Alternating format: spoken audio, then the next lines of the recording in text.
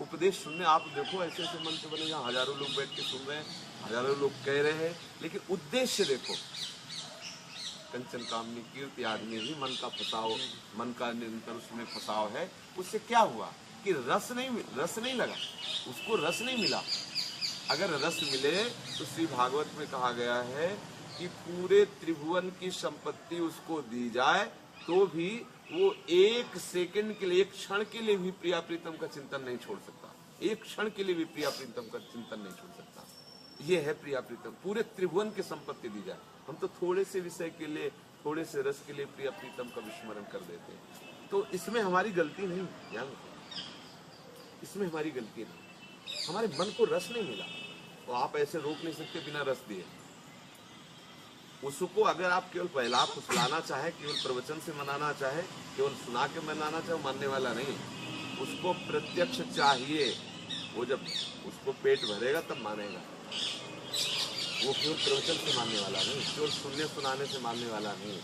बोले बारी मथे घृत हो ये बरु सिकता ते बरु तेल।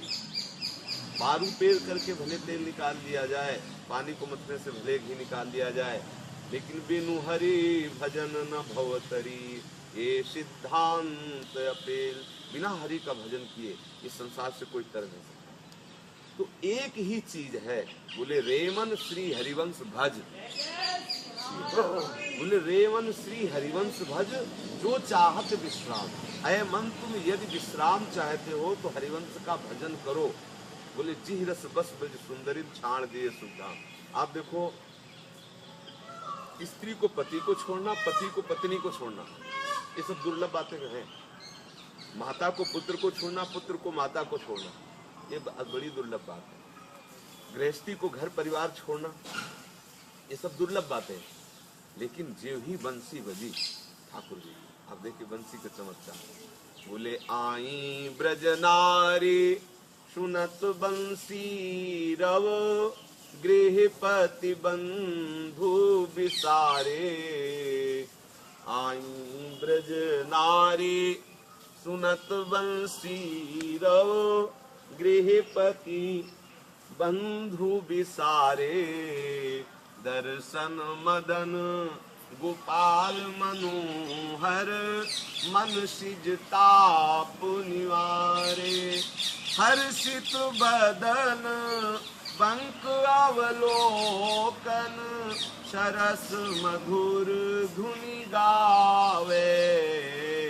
मधुमय श्याम समान अधर धरी मोहन वेणु बजावे। लाल जी ने जे हुई बंसी बजाए तो आई ब्रजनार सुनत बंसी रो। बोले गृहपति बंधु बिसारे। जो अति आसक्ति का विषय है, जिसको छोड़ना बड़े बड़े योगियों के लिए भी दुर्लभ है। अंदर से आसक्ति बनी रहती है। मैं ब्राह्मण हूँ, मैं अमुक जगह का हूँ, मैं अमुक हूँ, ये स्मृति बनी रहती, भले न जाए लेकिन स्मृति पूरी बनी रहती। और यहाँ क्या हुआ, आई ब्रजनार सुनत बंसीरो गृहपति बंधु बिसारे। विस्मृति हो गई शरीर की, शरीर के संबंधियों की, घर की, सबकी विस्मृति हो गई। बोले क्या दिखाई दे रहा है, क्या स्मृति में क्या है? बोले केवल एक ही वस्तु, मदन गोपाल। मदन गोपाल मनोहर और मनसिज ताप निवारे। जो मन में कामना का क्लेश होता है, उसका दमन, उसका समन केवल मदन गोपाल ही कर सकते हैं, दूसरे की सामर्थ्य नहीं। जो हमारा मन विविध प्रकार की कामनाओं से जल रहा है, उसका समन करने के लिए केवल लाल जी, दूसरा कोई। श्री कृष्ण के चरणारविंद हैं, जिनसे हमारा हृदय परम शांत होकर के परम सुख का अनुभव करने लगता है।